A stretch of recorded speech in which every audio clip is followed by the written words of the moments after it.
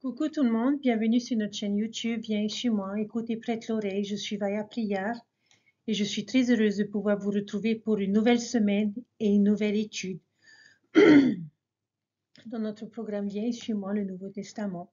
Et cette semaine, nous découvrons les chapitres 14 de Matthieu, Marc chapitre 6 et Luc chapitre 5 et 6. J'espère que vous avez passé un bon week-end, que chacun de vous est en train de bien vous préparer pour notre conférence générale qui arrive à grands pas et que nous avons préparé notre cœur et notre esprit à pouvoir recevoir de nouvelles recommandations du Seigneur à travers ses prophètes et ses apôtres. En attendant, je prie pour que l'Esprit soit avec moi pour vous aider à comprendre et à méditer sur les enseignements que nous trouvons cette semaine dans notre étude des Écritures, dans notre programme Viens chez moi. Et j'espère que vous serez édifiés et que vous comprendrez ce que le Seigneur attend de chacun d'entre nous. Ce qui a poussé Pierre à quitter la sécurité de son bateau au milieu de la mer de Galilée pendant une violente tempête, quelle en était la raison? Qu'est-ce qui l'a conduit à croire que si Jésus pouvait marcher sur l'eau, il le pouvait aussi? Nous ne le savons pas de manière certaine, mais peut-être que Pierre comprenait-il que le Fils de Dieu n'était pas venu simplement pour faire des choses merveilleuses pour les personnes, mais pour donner le pouvoir à ces personnes ou à des personnes comme lui de faire des choses merveilleuses aussi. Après tout, l'invitation de notre Sauveur Jésus-Christ était « Viens et suis-moi ». Pierre avait accepté cette invitation une fois et il était disposé à l'accepter de nouveau, même si cela impliquait d'affronter ses peurs et de faire quelque chose qui semblait impossible. Le Seigneur ne nous demandera peut-être pas de sortir d'un bateau en pleine tempête ou de donner notre maigre provision de pain quand il y a des milliers de personnes à nourrir. Mais il est possible qu'il nous demande d'accepter des instructions même lorsque nous ne les comprenons pas entièrement. Quoi qu'il nous demande, il se pourrait que cela paraisse parfois surprenant ou même effrayant. Mais il peut se produire des miracles si, comme Pierre, nous mettons de côté notre peur, nos doutes et notre compréhension limitée et que nous suivons le Seigneur avec foi. Dans notre étude de cette semaine, je ne vais pas mentir, ce fut une semaine difficile à organiser parce qu'il y a tellement d'histoires et de principes puissants et surprenants que nous pouvons couvrir que c'est un peu écrasant. Plus que d'habitude. Parfois, je m'interroge sur le rythme qui a été décidé de suivre dans le manuel Viens et suis-moi. Et nous découvrons le repas de 5000, nous découvrons le sermon sur le pain de vie, Jésus marchant sur les eaux, la guérison de l'homme à la piscine de Bethesda, entre autres. Et chacune de ces histoires a pour moi de multiples principes qui peuvent changer la vie et que j'aimerais partager avec chacun d'entre vous. Je vais donc essayer de faire de mon mieux pour pouvoir couvrir chacune de ces choses. Alors, nous allons voir un premier principe et pour notre première histoire de cette semaine, j'aimerais commencer par admettre que je n'étais pas une grande fan de mathématiques.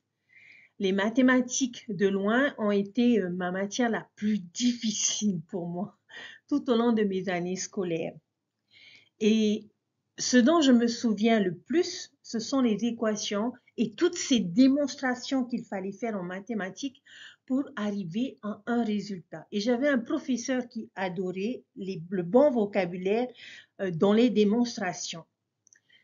Comme en mathématiques, nous trouvons des formules et des modèles dans la parole de Dieu qui nous conduisent à des solutions et des réponses spirituelles. J'ai donc une équation ici pour vous et je veux que vous essayiez de comprendre quelle histoire scripturaire elle représente et que vous essayez de résoudre ensuite pour X. Que représente X dans cette équation mathématique scripturaire? Alors, mon équation est 5 plus 2 égale x égale, non, 5 plus 2 plus x égale 5000 plus 12. Je vais vous donner un indice. Allez dans Jean chapitre 6 et voyez si cela vous aide. Et si vous le faites, vous découvrirez que la toute première histoire de ce chapitre est lorsque l'on a nourri 5000 personnes. Donc, que représente cette équation? 5 morceaux de pain plus 2 poissons plus x égale 5000 personnes nourries plus 12 paniers restants. C'est l'histoire en un mot. Que représente alors le x? Le facteur x est la puissance du Christ. Avec la puissance du Christ à travers lui, même 5 plus 2 peut être égal à 5012. Maintenant, je vous demanderai de garder à l'esprit que le but de ce miracle n'était pas seulement d'être une faveur pour la multitude, de leur donner un repas gratuit pour tout le monde parce qu'ils avaient faim. Les personnes auraient très bien pu rentrer chez eux, manger un peu plus tard que d'habitude. Mais Jésus enseignait toujours et ce miracle ne faisait pas exception à la règle. Donc, pour aller avec notre thème mathématique des Écritures ici, étudions cette histoire avec 3 choses à l'esprit. Nous allons l'étudier avec une approche du problème, avec la solution et le résultat. Et je pourrais enseigner cette histoire. Alors, quel était le problème? Qu'est-ce que cela représente? Pourquoi il y avait autant de gens? Quel est le problème dans l'histoire? Il n'y avait pas assez de pain, pas assez pour nourrir cette foule qui s'était rassemblée pour écouter Jésus. Et si nous voulions être techniques ici, le nombre 5000 n'est même pas exact, parce que 5000 est le nombre d'hommes présents, et ce nombre n'incluait pas les femmes et les enfants qui y participaient. Donc le miracle est encore plus grand que 5000 personnes. Des phrases qui me sautent aux yeux ici, c'est « ce qu'ils avaient n'était pas suffisant pour eux » au verset 7. Et puis, je suis intriguée par ce que Philippe dit après avoir montré au Sauveur qu'ils n'ont que 5 miches de pain et 2 poissons. Il dit au verset 9, « Mais qu'est-ce que cela pour tant de gens ?» Notre comparaison avec la question des Écritures ici, avez-vous déjà eu un problème similaire dans votre propre vie, chers frères et sœurs? Comment? Eh bien, réfléchissons un peu. Avez-vous déjà eu l'impression que ce que vous aviez n'était pas suffisant pour le besoin à portée de main? À quelque titre que ce soit, avez-vous déjà regardé vos propres petits pains et petits poissons et que vous ayez déclaré au Seigneur, mais qu'est-ce que cela pour tant de gens? En d'autres termes, avez-vous déjà eu l'impression de ne pas en avoir assez face à un défi, un appel, une responsabilité ou une sorte d'opposition dans votre vie?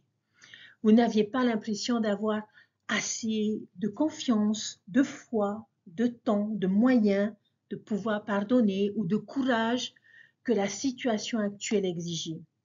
Un missionnaire peut ressentir cela en luttant pour apprendre une nouvelle langue. Une famille peut se sentir ainsi aux prises avec une perte d'emploi ou des difficultés financières. Une personne peut également ressentir cela en s'efforçant de pardonner à quelqu'un. Un membre peut ressentir cela lorsqu'on lui propose un appel qu'il estime être au-delà de ses capacités actuelles. Et un disciple peut ressentir cela lorsque sa foi est mise au défi par des doutes ou des critiques qui dépassent sa compréhension et son témoignage actuel. Je suis sûre, chers frères et sœurs, qu'il y aura de nombreuses fois dans notre vie où nous sentirons que ce que nous avons ne correspond pas à ce qui est demandé. Si vous pouvez comprendre ce problème, alors je crois que cette histoire a une solution possible pour chacun d'entre nous. Quelle était leur solution? Qu'ont fait les apôtres ici? Pas Jésus, mais les apôtres. Ils ont remis ce qu'ils avaient entre les mains du Sauveur, avec foi et obéissance. Parce que Jésus n'a pas simplement fabriqué le pain de nulle part, n'est-ce pas? Ce n'est pas ainsi que cela a fonctionné. Il leur a d'abord demandé ce qu'ils avaient et ils le lui apportèrent. Pour comparer les Écritures, comment pouvons-nous faire de même lorsque nous sentons que nous n'avons pas assez de tout ce qui nous manque? Eh bien, c'est tout simplement d'apporter notre problème au Sauveur, comme les apôtres l'ont fait, aller vers lui avec foi. Dans la version de Marc de cette histoire, Jésus demande « Combien de pain avez-vous » Et c'est une question très importante à laquelle nous devons répondre. Cela, en quelque sorte, nous oblige à évaluer nos propres capacités, notre foi et notre courage. Et cela nous aide à réaliser que nous avons réellement quelque chose à donner. Et il l'exige, le Christ exige toujours que nous apportions ce que nous avons, même si cela ressemble à une bagatelle par rapport à ce dont nous avons besoin. Quel est le résultat de cette action dans l'histoire? J'en vois 3. Le verset 11 nous dit qu'ils avaient autant qu'ils voulaient. Les gens étaient nourris, mais ils n'étaient pas seulement nourris, ils étaient, au verset 12, rassasiés. Ils ne pouvaient même plus manger tellement ils étaient full. Tout le monde en avait assez pour assouvir sa faim. Mais ce n'est pas tout. Non seulement ils étaient nourris et rassasiés, mais quoi? Verset 13. Ils les rassemblèrent et remplirent 12 paniers avec les fragments de pain d'orge qui restaient en plus à ceux qui en avaient mangé. Il restait 12 paniers. 12! Quel est le résultat promis pour nous? Lorsque nous remettons, chers frères et sœurs, ce que nous avons entre les mains du Sauveur, il nous en donne plus qu'assez, avec en plus au-delà même du besoin initial. Qu'apprenons-nous, chers frères et sœurs? Eh bien, tout simplement que lorsque nous manquons, si nous apportons ce que nous avons au Christ et que nous les mettons entre ses mains avec foi, il peut le multiplier et le rendre plus que suffisant. Et cela s'applique à tout ce qui nous manque, comme la confiance, la foi, les moyens, les capacités, les talents, le temps, le pouvoir de pardonner n'importe quoi. Avez-vous déjà eu l'impression que le Christ a multiplié ce que vous aviez et l'a rendu plus que suffisant? Je vous invite à méditer et à partager vos expériences. Ce principe de beaucoup à partir de peu est apparemment très important parce que nous le trouvons partout dans les Écritures. La répétition est l'une des façons de Dieu de nous agiter en quelque sorte un drapeau à partir des Écritures parce qu'il veut vraiment que nous l'obtenions. Jésus répète ce miracle à nouveau avec 4000 personnes un peu plus tard. Dans l'Ancien Testament, Gédéon bat une armée innombrable avec seulement 300 hommes. Élie multiplie la nourriture et l'huile de la veuve de Sarepta pour les faire durer pendant la famine. Élisée fait quelque chose de similaire et multiplie l'huile pour aider une pauvre veuve à sortir son fils de l'esclavage.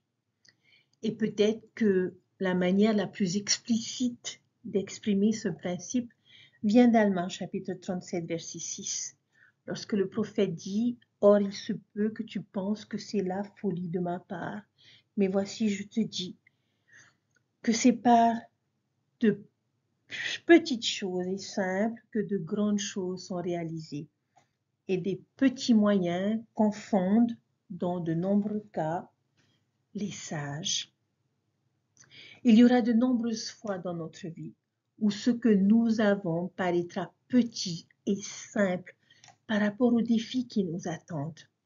Mais si nous apportons cette petite et simple offrande au Maître et que nous la plaçons entre ses mains avec confiance et amour, il en fera assez. En fait, il peut même le faire s'étendre au-delà de ce besoin initial et de grandes choses peuvent être réalisées.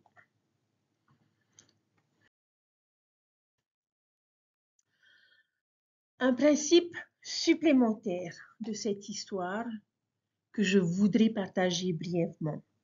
Le pain et le poisson de ce miracle étaient également symboliques. En fait, pour ces deux principes suivants que nous couvrons à partir de Jean chapitre 6, j'utilisais la leçon de choses suivantes. Ce que je ferai, c'est apporter du pain et on l'aime quand il est frais, surtout quand on a cette délicieuse odeur qui se répand dans la pièce. Avons-nous du pain aujourd'hui? Probablement que oui. OK? Maintenant, si nous n'en avons pas, quel est notre type de pain préféré?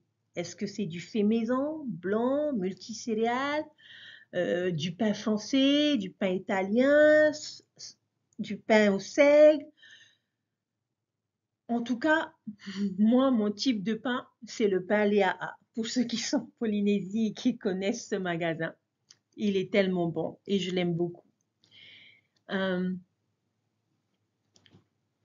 Chacun de nous avons nos goûts, les types de pain que nous aimons. Nous savons tous comment Jésus a accompli cet incroyable miracle de nourrir les 5000 avec du pain. Mais j'aimerais que nous gardions à l'esprit que le but du miracle n'était pas vraiment de nourrir physiquement les personnes. Jésus essayait de leur enseigner, ainsi qu'à chacun de nous, une leçon importante. Le pain dans ce miracle représentait quelque chose. Et j'aimerais que nous essayions de comprendre ce que c'était. Après que Jésus ait accompli le miracle, il le refait avec un groupe de 4000 personnes. Et plus tard, il a une conversation avec ses apôtres et il se réfère à ces miracles et on révèle la signification et le but. Lorsque nous allons dans Matthieu chapitre 16 et versets 6 à 12, que représente le pain? Jésus leur dit, « Prenez vraiment garde au levain des pharisiens et des sadducéens. » Les disciples raisonnaient entre eux et disaient, « C'est parce que nous n'avons pas pris des pains. » Verset 8, Jésus l'ayant su dit, « Pourquoi raisonnez-vous en vous-même, gens de peu de foi, sur le fait que vous n'avez pas pris de pain? » Verset 9, êtes-vous encore sans intelligence et ne vous rappelez-vous plus les 5 pains des 5000 hommes et combien de paniers vous avez emportés? Ni les 7 pains des 4000 hommes et combien de corbeilles vous avez emportés? Verset 11. Comment ne comprenez-vous pas que ce n'est pas au sujet de pain que je vous ai parlé? Prenez garde au levain des pharisiens et des sadducéens. Verset 12. Alors ils comprirent qu'il n'avait pas dit de prendre garde au levain du pain, mais à l'enseignement des pharisiens et des sadducéens. Jésus entame une conversation avec les apôtres en leur disant « Attention au pain des pharisiens ». Et ils sont confus. Ils le prennent au pied de la lettre et il leur fait un petit reproche. Il leur dit « Voyons mes frères, vous ne vous souvenez pas du miracle des pains? N'avez-vous pas compris la leçon? Et nous ferions bien de considérer, si nous l'avons obtenu, que représente le pain? Eh bien, si le levain du pain des pharisiens représentait la doctrine des pharisiens, alors que représentait le pain dans le miracle de Jésus? C'est tout simplement la doctrine du Christ. Ses enseignements, son évangile, sa parole, sa vérité. Que nous enseigne ce miracle sur la doctrine du Christ, son pain? Eh bien, tout simplement que la doctrine du Christ peut nous nourrir, nous remplir et nous laisser encore beaucoup pour les fêtes futures. Cela a-t-il été votre expérience avec la parole de Dieu? Pensez à toutes les choses qui correspondent à cette description. Les Écritures sont sans aucun doute comme cela. Lorsque nous nous asseyons et que nous nous faisons un festin, mais vraiment un festin, des paroles du Christ, notre étude nous nourrit et nous remplit de ce dont nous avons besoin. Mais il restera toujours 12 autres paniers dans ces mêmes Écritures que nous venons d'étudier. Mais lorsque nous reviendrons vers eux à l'avenir, ils nous en fourniront davantage. Je peux personnellement, chers frères et sœurs, témoigner de cette vérité. Et je trouve toujours de nouveaux repas et de délicieuses vérités que je n'ai jamais vues auparavant chaque fois que je reviens dans les Écritures. Des paniers remplis de vérités, de doctrines qui sont nouvelles pour moi. Ils sont remplis du pain spirituellement nourrissant et vivifiant de la doctrine de notre Sauveur Jésus-Christ. Les Écritures sont destinées à nous nourrir toute une vie, pas une seule fois. Ils se multiplient miraculeusement chaque fois que nous ouvrons nos Écritures. Et les Écritures ne sont pas les seules choses qui ont cet effet.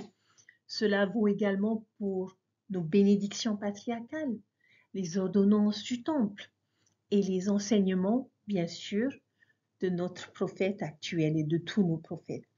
À première vue, certaines de ces sources peuvent sembler être des choses petites et simples, mais elles peuvent nous fournir suffisamment pour satisfaire toutes nos fins célestes jusqu'à la plénitude.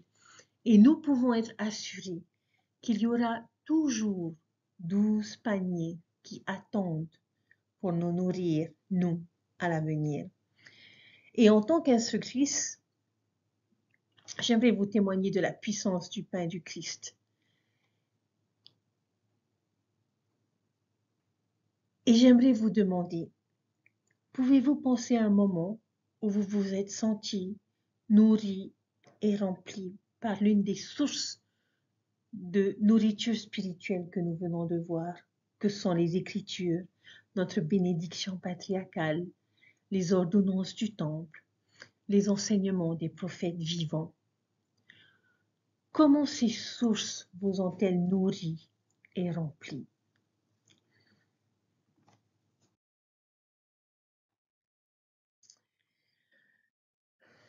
Je suivrai ce principe avec une autre pensée importante du chapitre 6 de Jean, avec cette miche de pain toujours bien en évidence. Mais pour pouvoir enseigner ce principe, j'aimerais raconter une petite scène de l'histoire des chroniques de Narnia que j'aime beaucoup. Et cela se passe au début de l'histoire. Et dans ce livre, une petite fille nommée Jill se retrouve à Narnia. Et la première chose qu'elle remarque en arrivant, c'est qu'elle a terriblement soif. Et alors qu'elle marche au travers des arbres, elle entend le bruit de l'eau qui coule d'un ruisseau qui se trouvait à proximité. Elle suit le son et elle trouve le ruisseau. Mais alors qu'elle commence à marcher vers ce ruisseau, elle s'arrête net parce que juste là, au bord du ruisseau, se trouve un lion géant. Il la regarde et lui dit, « Si tu as soif, tu peux boire. » Parce que les animaux peuvent parler en Narnia, je vous rassure. Elle hésite bien sûr, mais elle demande, « Puis-je, pourrais-je, cela vous dérangerait-il de partir pendant que je le fais ?» Et le lion ne répondit que par un regard et un grognement très bas. Et alors que Jill contemplait sa masse immobile, elle se rendit compte qu'elle aurait tout aussi bien pu demander à toute la montagne de s'écarter pour sa commodité. Le délicieux clapotis du ruisseau la rendait presque folle. « Voulez-vous me promettre de ne pas me faire quoi que ce soit si je viens ?» demanda Jill au lion, et qui lui répond, « Je ne fais aucune promesse. » Mais Jill avait tellement soif maintenant que, sans s'en apercevoir, elle s'était rapprochée d'un pas de ce ruisseau. « Est-ce que tu manges des filles ?» elle demanda au lion, qui lui répond, « J'ai englouti des filles des garçons, des femmes et des hommes, des rois et des empereurs, des villes et des royaumes. Il n'a pas dit cela comme s'il se vantait, ni comme s'il était désolé, ni comme s'il était en colère. Il vient de le dire. Je n'ose pas venir boire, a déclaré Jill. Et le lion lui dit alors, tu vas mourir de soif. Elle s'approche du ruisseau d'un autre pas et elle lui dit, je suppose que je dois aller chercher un autre ruisseau alors. Et le lion lui dit, il n'y a pas d'autre ruisseau. Maintenant, j'aime beaucoup cette petite scène et elle me rappelle un principe spirituellement critique qui, selon moi, est enseigné ici dans Jean chapitre 6. Gardez l'histoire à l'esprit pendant que nous allons étudier quelques versets et nous y reviendrons. Rappelez-vous que Jésus a comparé sa parole et sa doctrine à du pain et il a enseigné à ses disciples cette puissante leçon que nous venons d'étudier, que sa parole peut nous nourrir et nous combler. Eh bien, l'histoire ne s'est pas arrêtée là. Chose intéressante. Après que les gens aient mangé, Jésus décide de passer du temps seul à prier. Et il envoie les apôtres à Capernaum, de l'autre côté de la mer de Galilée, et il leur dit en gros qu'il les rencontrera là-bas le lendemain. Et pendant ce voyage, c'est là que l'on voit Jésus marcher sur l'eau et calmer à nouveau la tempête. Toute cette histoire que nous connaissons bien et que nous étudierons dans notre prochaine vidéo, parce qu'elle contient également des principes puissants. Mais le lendemain, quand les gens voient que Jésus est parti, ils montent tous dans des bateaux et ils naviguent aussi vers Capernaum à sa recherche. Ce qui semble bien. Donc, ils veulent suivre et trouver Jésus. C'est une bonne envie. Et vous penseriez que jusqu'à ce que nous découvrions la raison pour laquelle ils le suivent. Qu'est-ce qui les a motivés à monter dans leur bateau et à naviguer vers une autre ville?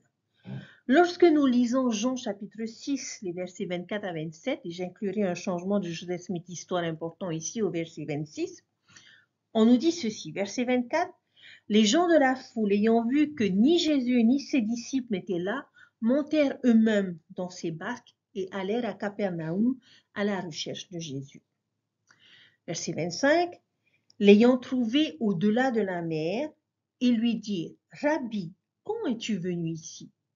Verset 26, Jésus leur répondit, « en vérité, je vous le dis, vous me cherchez, non parce que vous avez vu des miracles, mais parce que vous avez mangé des pains et que vous avez été rassasiés. » Verset 27, « Travaillez non pour la nourriture qui périt, mais pour celle qui subsiste pour la vie éternelle, et que le Fils de l'homme vous donnera.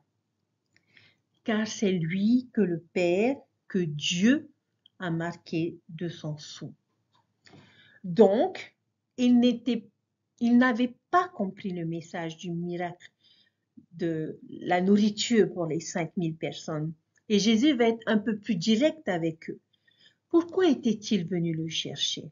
Jésus leur dit, « La seule raison pour laquelle vous me suivez, c'est parce que je vous ai donné un déjeuner gratuit hier. Vous n'êtes pas ici parce que vous voulez vivre mes enseignements et en apprendre davantage, ou parce que vous avez foi dans les miracles que j'ai accomplis.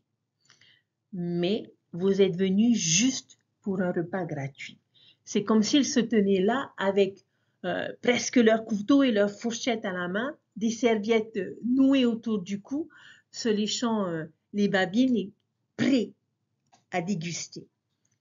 C'est pourquoi Jésus les encourage ici à faire au moins autant d'efforts pour nourrir leur esprit que pour nourrir leur corps. Ils étaient prêts à traverser la mer de Galilée pour obtenir un autre repas. C'est presque comme si Jésus disait, si vous travaillez seulement la moitié aussi dur pour nourrir votre âme que vous le faites pour votre estomac, vous seriez probablement déjà rassasiés. Commettons-nous jamais ce genre d'erreur, chers frères et sœurs? Sommes-nous disposés à traverser la ville pour nous rendre dans notre restaurant préféré, mais à nous plaindre ou à avoir du mal à nous rendre à l'église ou au temple? Pouvons-nous nous asseoir et regarder une saison entière de notre émission de télévision préférée pendant des heures et des heures sur Netflix, par exemple? Mais nous trouvons difficile de regarder les 5 sessions de la conférence générale une fois tous les 6 mois? Sommes-nous prêts à étudier ou à travailler incroyablement dur pour obtenir de bonnes notes à l'école ou pour progresser dans notre carrière? Mais nous n'avons même pas 10 minutes par jour pour nourrir notre esprit en étudiant les Écritures. Ne travaillez pas pour la viande ou le pain qui périt, mais pour cette viande qui dure jusqu'à la vie éternelle. À ce moment-là, vous pourriez penser à ce pain que vous avez sur votre table. Aussi bonne que soit cette leçon de choses, ce pain finira par moisir. Il deviendra rassadi, moisi et immangeable. Mais ce n'est pas le cas de la parole de notre Sauveur Jésus-Christ. Ça ne va jamais, jamais devenir mauvais. Le pain que nous devrions chercher intensément sont les conseils de Jésus. Et au verset 31, ses apôtres lui rappellent quelque chose. Nos pères ont mangé la manne dans le désert, comme il est écrit, il leur a donné à manger du pain du ciel. Et l'implication de ce commentaire est, Jésus, ne vas-tu pas faire la même chose pour nous? Si tu es le vrai Messie, ne prévois-tu pas de nous nourrir aussi, comme ce fut le cas pour Moïse? Comment est-ce que Jésus va répondre à cette question? Verset 32, Jésus leur dit, en vérité, je vous le dis, Moïse ne vous a pas donné le pain du ciel, mais mon Père vous donne le vrai pain du ciel. Verset 33, car le pain de Dieu, c'est celui qui descend du ciel et qui donne sa vie au monde. Verset 34, et lui dire, Seigneur, donne-nous toujours ce pain. Et Jésus leur dit, verset 35, je suis le pain de vie. Celui qui vient à moi n'aura jamais faim, et celui qui croit en moi n'aura jamais soif. Chers frères et sœurs, c'est le message de base du reste du chapitre 6 de Jean. C'est un sermon puissant qui est appelé le sermon sur le pain de vie. Et j'aimerais que nous ayons le temps, que nous prenions le temps de le décomposer verset par verset, du début à la fin. Je nous encourage à le faire dans notre étude personnelle. Mais en résumé, Jésus va répéter cette idée un certain nombre de fois. Au verset 48, il va dire « Je suis ce pain de vie ». Verset 51, « Je suis le pain vivant qui est descendu du ciel. Si quelqu'un mange de ce pain, il vivra éternellement. » Au verset 58, « Ceci est ce pain qui est descendu du ciel. Non comme vos pères ont mangé la manne et sont morts. Celui qui mange de ce pain vivra éternellement. » Se référant bien sûr à lui-même. À un moment donné, il leur dit qu'ils doivent manger sa chair et boire son sang s'ils souhaitent hériter de la vie éternelle. Et ils sont un peu perplexes, ils sont hors d'eux, ils ne comprennent pas et ils vont jusqu'à se fâcher contre lui. Maintenant, nous savons qu'il ne veut pas dire cela au sens littéral, c'est une référence au sacrement. Mais il va être clair avec eux au verset 63. C'est l'esprit qui vivifie, la chair ne sert de rien. Les paroles que je vous ai dites sont esprit et vie. Donc, dans un certain sens, il parle aux figurés, en leur disant, vous devez partager de moi spirituellement, symboliquement, mon évangile, ma parole, ma vie. Donc, pour résumer le message du sermon sur le pain de vie, Jésus leur dit essentiellement, je ne peux pas être le genre de sauveur que vous voulez que je sois. Je ne suis pas là pour nourrir vos estomacs, mais vos âmes. Je ne suis pas ici pour vous libérer des soldats romains, je suis ici pour vous libérer du péché. Je ne suis pas ici seulement pour soigner le corps des personnes, mais plus important encore, pour soigner leur cœur. Je ne serai pas le genre de sauveur que vous voulez, mais le genre de sauveur dont vous avez besoin. Et c'est vraiment triste. Comment la majorité des personnes réagissent-ils à cet enseignement? Regardez le verset 60. Plusieurs de ses disciples, après l'avoir entendu dire « Cette parole est dure, qui peut l'écouter ?» Il est maintenant temps, chers frères et sœurs, d'appliquer les Écritures à nous-mêmes. Quels sont certains de ces paroles dures dans notre vie? Lequel des enseignements de Jésus vous a fait dire le même genre de choses? Considérez vos propres paroles dures. Nous en avons tous, bien qu'ils soient probablement différents pour chacun de nous. Nos paroles dures peuvent être faciles pour vous et vice-versa. Mais qu'est-ce que certains d'entre eux pourraient être pour les personnes? Pour certains, la parole Dieu pourrait être un commandement particulier dont ils ont du mal à voir l'importance ou avec lesquels ils ne sont pas d'accord. La dîme, par exemple, ou la modestie, ne pas boire de café, l'observance du jour du sabbat, faire une mission. Pour d'autres, il peut s'agir d'une politique que l'Église maintient ou d'une position qu'elle adopte sur un problème social spécifique. Peut-être que nous sommes offensés par quelque chose dit par un dirigeant de l'Église locale ou un autre membre.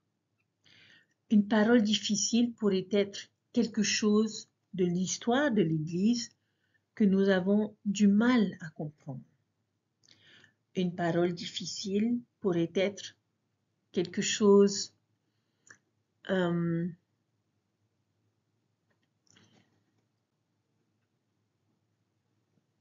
qui peuvent être des épreuves que nous subissons et pour lesquelles nous sentons que nous ne recevons aucune aide divine. Malheureusement, nous permettons parfois à ces paroles difficiles de faire ou de défaire nos témoignages. Mais quand ils viendront, je crois que nous ferions bien d'examiner 3 questions. 2 que Jésus demande et une que Pierre nous donne dans ce chapitre. Essayons de les trouver. Essayons de trouver ces 3 questions. Regardez dans Jean chapitre 6, les versets 61, 66 à 69. La première question est au verset 61. Jésus, sachant en lui-même que ses disciples murmuraient à ce sujet, leur dit « Cela vous scandalise-t-il » Comment les gens réagissent-ils parfois lorsqu'ils rencontrent ces paroles dures? Ils murmurent et ils s'offusquent. Pouvons-nous nous identifier? Avons-nous déjà murmuré ou été offensés par l'une de ces paroles dures dans notre vie? Comment répondrions-nous à cette question? Peut-être que nous regarderions le Seigneur en arrière et que nous dirons « Oui Seigneur, en fait je suis offensé par cela. » Et vous savez quoi? Je ne pense pas qu'il y ait quoi que ce soit de mal à répondre de cette façon. Jésus veut de nous de l'honnêteté. Quoi qu'il en soit, il connaît d'avance nos cœurs et cela ne servirait à rien d'essayer de faire semblant. Mais cette première question et la façon dont nous y répondons ne sont pas aussi critiques que notre réponse à la deuxième question. Quelle est cette deuxième question? Verset 67. Jésus donc dit aux 12, « Et vous, ne voulez-vous pas aussi vous en aller ?» Maintenant, notre réponse à cette question, chers frères et sœurs, peut avoir un impact éternel sur notre vie et sur la vie de notre postérité. Il est vrai que nous pouvons parfois être offensés par les paroles dures du Seigneur. Alors, allons-nous partir? Malheureusement, dans ce cas, la réponse que beaucoup de disciples du Christ ont donnée à cette occasion était « Oui, nous partirons ». Regardez le verset 66 avec moi. Dès ce moment, plusieurs de ses disciples se retirèrent et ils n'allaient plus avec lui. Ce doit être l'un des versets les plus tristes des Écritures de tout le Nouveau Testament. Pouvez-vous imaginer ce moment pour Jésus? Ce sont des personnes qu'il aimait. Ce sont des personnes qu'il avait nourries d'un miracle la veille. C'étaient des personnes pour lesquelles il était sûr qu'il avait de grands espoirs. Mais alors qu'il se tient devant la synagogue de Capernaum, il regarde peut-être avec des larmes dans les yeux. Les personnes s'avançaient vers les portes pour choisir un monde sans parole dure et tournant le dos au Sauveur et à son évangile. Et c'est alors qu'il se retourne et qu'il regarde intensément ses 12 apôtres et pose notre dernière question poignante. Allez-vous aussi partir? Vas-tu m'abandonner aussi toi? Mes paroles difficiles sont-elles trop difficiles à gérer pour toi? Pouvez-vous m'accepter comme le Sauveur que je suis et non comme celui que vous attendiez ou vouliez? Et je nous encourage tous à avoir cette conversation avec le Christ nous-mêmes, alors que nous considérons nos propres paroles dures dans notre vie. Imaginez-le vous regarder et poser cette question. Partiras-tu aussi? Notre réponse à cette question courte et simple peut tout changer de notre avenir. Malheureusement, il y a de nombreuses personnes au fil des années et de nos jours qui prennent la décision déchirante que beaucoup de disciples du Christ ont prise ce jour-là. Trop de personnes ne réfléchissent qu'avec profondeur à la première question de Jésus et seulement avec émotion. Oui, je suis offensé par ça. Et la réponse à la deuxième question est un oui, et ils tournent les talons et s'éloignent de l'Église, de la famille, de Jésus et de Dieu. Et ils franchissent la porte. Et pour ceux d'entre nous qui restent avec le Sauveur, nous sommes profondément peinés lorsque nous voyons ces personnes que nous aimons partir. Et c'est là que la question de Pierre peut vraiment nous aider, surtout si c'est nous qui sommes tentés de partir. C'est une question et une réponse à la fois. Ces personnes qui sont sorties de la synagogue ce jour-là n'ont rien compris à la recherche d'un autre sauveur, d'un autre chemin, d'un autre type de pain. Et ce quelque chose est tout.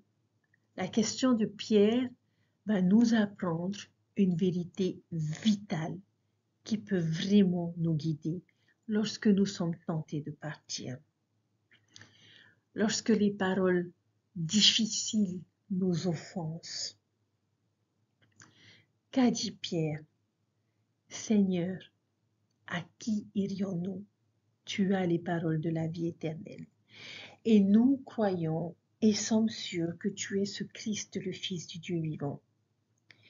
Comprenez-vous le pouvoir de cette question? C'est une question rhétorique. C'est comme si Pierre disait, oui Seigneur, je sais que tes paroles sont parfois difficiles. Ce n'est pas ce que j'attendais de la mission du Messie. Le chemin que tu enseignes est beaucoup plus étroit que je ne l'aurais jamais imaginé. Mais à qui irions-nous? Vers quoi d'autre vais-je me tourner? Jésus vient de nous déclarer « Je suis le pain de vie ». Et peut-être sommes-nous tentés de dire « Seigneur, je comprends cela, mais ton pain est un peu trop granuleux pour moi, un peu difficile à avaler parfois. » Si cela vous est égal, je pense que je vais sortir un pain différent, quelque chose d'un peu plus sucré, plus agréable au goût pour moi, quelque chose qui va descendre plus facilement. Que va dire Jésus en regardant en arrière? Mon enfant, tu ne comprends pas. Il n'y a pas d'autre pain. Jésus a dit, je suis le chemin. Et peut-être disons-nous, Je comprends cela, Seigneur, mais ton chemin est un peu étroit pour moi. Je ne suis pas sûre de pouvoir m'y retrouver. Je pense que je vais chercher un autre chemin qui ne semble pas si contraignant ou si difficile à emprunter. Et notre Sauveur nous dira, mon fils ou ma fille bien-aimée, tu ne me comprends pas. Il n'y a pas d'autre chemin. Jésus a dit qu'il était l'eau vive.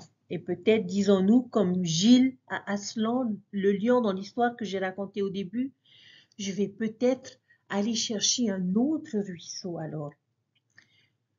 Celui qui n'a pas ce lion géant assis à côté de lui, exigeant des choses de moi et me demandant de changer, de sacrifier et de servir. Et comment Aslan ou le Christ nous répond-il? Il n'y a pas d'autre ruisseau. Nous buvons de son eau vive ou nous mourons spirituellement. Je crois que tôt ou tard, tous ceux qui choisissent de franchir cette porte finiront par arriver à cette conclusion, que le monde n'a tout simplement rien de substantiel à offrir. Beaucoup erreront pendant des années ou le reste de leur vie à la recherche de quelque chose qui n'existe pas. J'ai connu un homme qui pensait que l'argent lui apporterait épanouissement et bonheur. Il a finalement découvert que ce n'était pas le cas. Et heureusement est revenu à notre Sauveur Jésus-Christ. J'ai connu une femme qui pensait que la consommation de drogue résoudrait tous ses problèmes et apporterait le bonheur. Cela n'a pas été le cas. Et aujourd'hui, elle n'est plus là, tant spirituellement que physiquement. J'ai connu une personne qui pensait qu'avoir une liaison le rendrait plus heureux. Ce n'était pas le cas, et cette relation aujourd'hui est terminée ainsi que son mariage d'origine.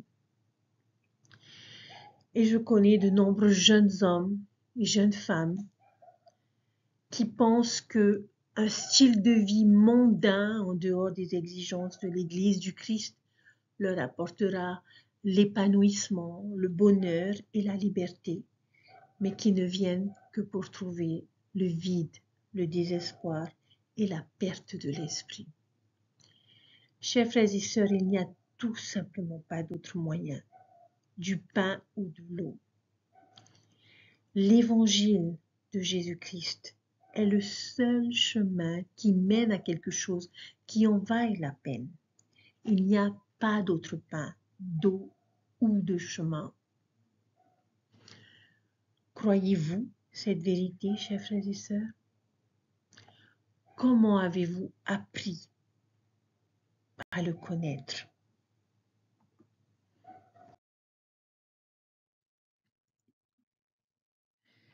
Vers qui irions-nous? C'est une excellente question à nous poser chaque fois que nous constatons que les paroles dures du Christ nous offensent d'une manière ou d'une autre. Si nous pouvions juste nous rappeler qu'il n'y a rien d'autre au-delà de la porte, c'est juste le vide, l'incertitude, l'ignorance et l'absence de but. Mieux vaut que nous restions avec le Christ, même lorsque nous trouvons son pain un peu difficile à avaler, son eau intimidante à boire. Je prie pour que nous puissions tous endurer nos paroles difficiles, qui ne manqueront pas de venir, et que nous resterons, comme Pierre et les autres apôtres, fidèles au Christ. Je sais que vous vous êtes tous demandé, peut-être pendant tout ce temps, avons-nous du pain à manger aujourd'hui?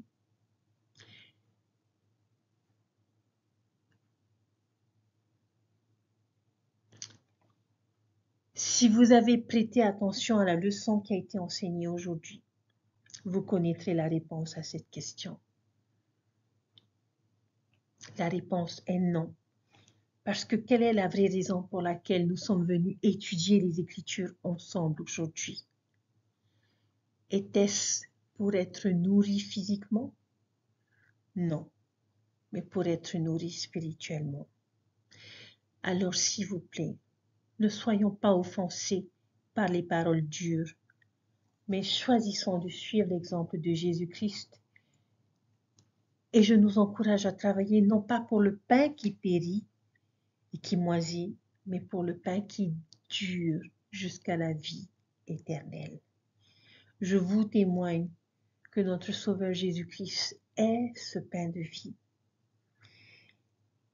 et que, quelles que soient les circonstances dans notre vie, si nous prenons le temps, nous accordons le temps pour nous faire un festin de sa doctrine, nous serons bénis. Un grand buffet à volonté est prévu à la fin de cette semaine, chers frères et sœurs. À vos fourchettes et à vos couteaux, soyez prêts à savourer ce repas spirituel préparé par nos apôtres et prophètes sous l'inspiration de l'Esprit. Des nouvelles fraîches de notre Père Céleste, de nouvelles vérités, des paniers remplis de nourriture spirituelle pour nous édifier, pour nous fortifier et nous garder en sécurité. Je vous témoigne que Dieu vit et qu'il nous aime et qu'il n'y a jamais de manque dans notre vie lorsque nous les laissons prévaloir. Cet évangile est vrai et je vous laisse toutes ces choses au nom de Jésus-Christ. Amen. Je vous souhaite une bonne semaine, chers frères et sœurs, une bonne étude. Faites-vous un festin de ces versets et vous vous rendrez compte que malgré toutes ces histoires que vous connaissez déjà, il y a de grandes vérités à apprendre. Prenez soin de vous et je vous dis à très bientôt. Bye.